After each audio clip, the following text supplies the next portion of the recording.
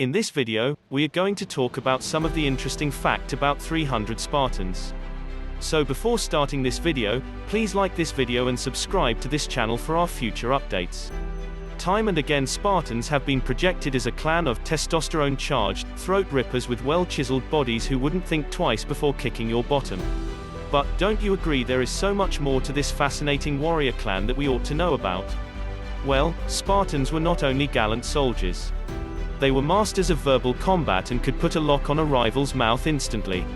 So, without wasting any more of your precious time, it's time that we present our interesting collection of most riveting facts about Spartans that will bring light to their way of life, their military, women, children, their beliefs and customs. The Ephors and their role. Ancient Sparta had a diarchy whereby two kings ruled over the people. It also had a special branch of annually elected people called Ephors who were regarded as the supreme governmental branch to have jurisdiction over the two Spartan kings. The Ephors were elected from common male population of the public and were basically created to aid the kings render their duties properly. The Ephors acted like a backbone for the king, but they had the power to question him in case he failed to do his job. Whenever one of the kings went on a military campaign, two Ephors usually accompanied him. The other king who stayed back was helped by the rest of the Ephors. The custom of diamastigosis. Diamastigosis was the ritualistic flogging custom involving Spartan adolescents that took place in the temple of Artemis Orthia. Spartans were a disciplined clan that took to extremes. One such extreme was flogging.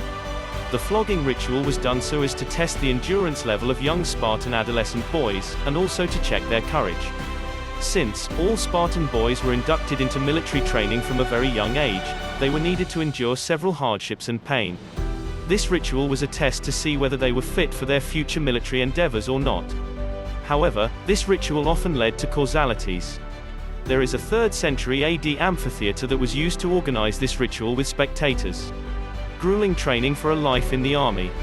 All Spartan boys were destined to become fine warriors and soldiers, and their training began not when they were 20, but at the young and tender age of 7. Young boys of 7 were picked from their homes and placed in military housing along with others of the same age. Their training was hard and often severe. We have mentioned the ritual of flogging in the above point. This customary practice was mandatory for every adolescent boy who would be tested for his courage and will. When the boys turned 20, they were shifted to mess halls and took active part in battles and wars. Spartans inspected and discarded deformed newborn boys. There are some facts about Spartans that will force you to question their rigid and inhuman customs and make you hate them. One such custom was the usual inspection of newborn boys to check for deformities. The newly born infants, boys, were presented before the elders of a tribe and were examined for physical deformities. In case some deformities were found, the infants were immediately abandoned. Often, this abandonment led to starvation and death for the infant boys. However, childless couples often picked these infants and raised them as their own. Spartan women enjoyed more freedom. In ancient Sparta, women had the right to live their life freely, quite unlike their Greek counterparts. They were essentially brought up to become mothers to gallant soldiers and warriors. Hence, Spartan women too underwent physical training like the boys. Young girls, like boys, took part in gymnastics along with the opposite sex in nude. They were very much a part of society as men, and were trained in sports like wrestling, dart and running. The training was given to women for preparing their bodies for childbirth. The hunting of Helots by the Spartan soldiers. Another unnerving fact in this list of awesome Sparta facts is about the hunting or killing of slaves Helots by the Spartan soldiers.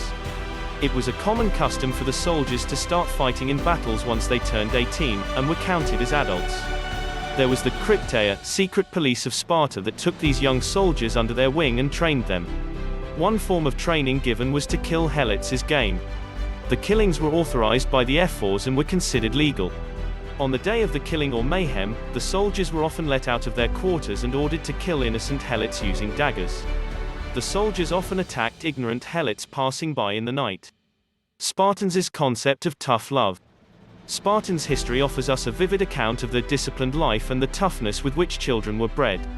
Though, to some of us, the practice of showing less love and affection to the children may seem a little too much to digest, yet, most ancient Greeks considered, and even appreciated this way of bringing up children.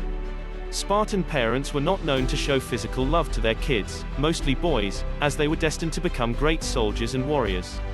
Right from their childhood, young boys were tested. A boy was given very less food and taught to survive with bare minimum. Even crying was not appreciated, nor acknowledged. Once a boy grew a little older, it was a common custom to teach him to survive darkness and loneliness. Same-sex love was permitted. Homosexuality was common with most Spartan adult men, as they often engaged in sexual relations with adolescent boys. The relationship was legalized and was a way of life in ancient Sparta. Most adult men acted as mentors and guides for young adolescent boys.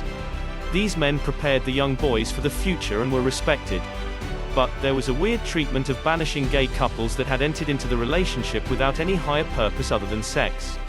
The Spartans loved their crimson robes. Another surprising fact in this list of facts about Spartans is the love for crimson robes that Spartan men wore.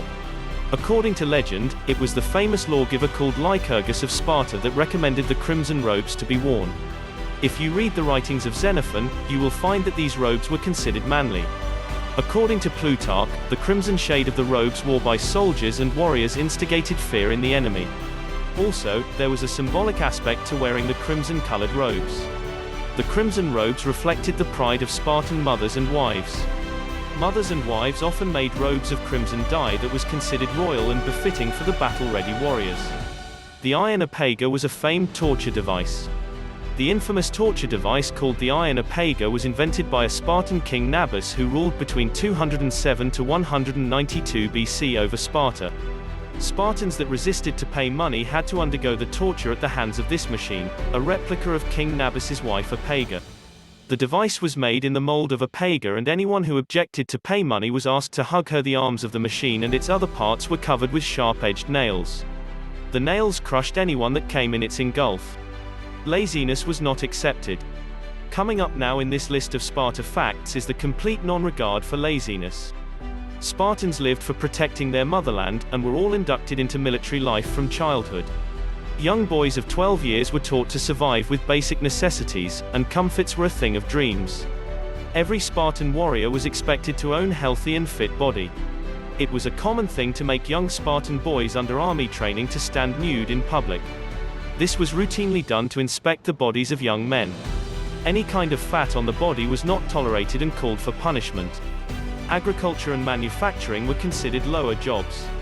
Spartans lived and breathed only with the sole aim to protect their land and people. Hence, their main job was to produce more and more number of boys who would later become great soldiers and generals. Every parent bore and reared children for inducting them into the Spartan army.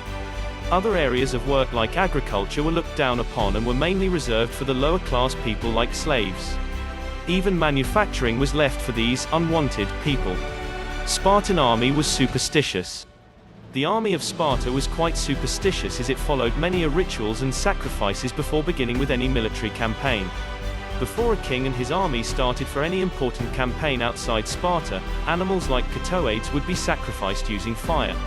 The appointed fire-bearer would then carry this fire to the border of Sparta and would never extinguish it till the battle was over. The fire-bearer was an extremely important person who would continue to march alongside the soldiers beyond the borders. The sword Xiphos looked like a dagger. Spartans carried not only shields and body armors, but also swords known as Xiphos.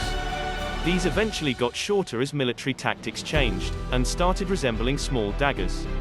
These daggers were more agile and flexible to inflict injury on the enemy's groin and torso as compared to the long swords that were used earlier. The above-mentioned facts will help in removing any kind of misconception about the great Spartans, that, in celluloid, have always been projected as gory warriors. Never once have any of these movies represented the true ethos of Spartans. Spartans were much more than just muscle and show. There is no overstatement when we say that these men lived and died for glory of their motherland.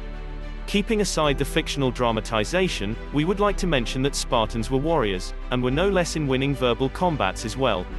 If you enjoy this video and want to hear from me again, be sure to hit that subscribe button before you go. Thanks for watching.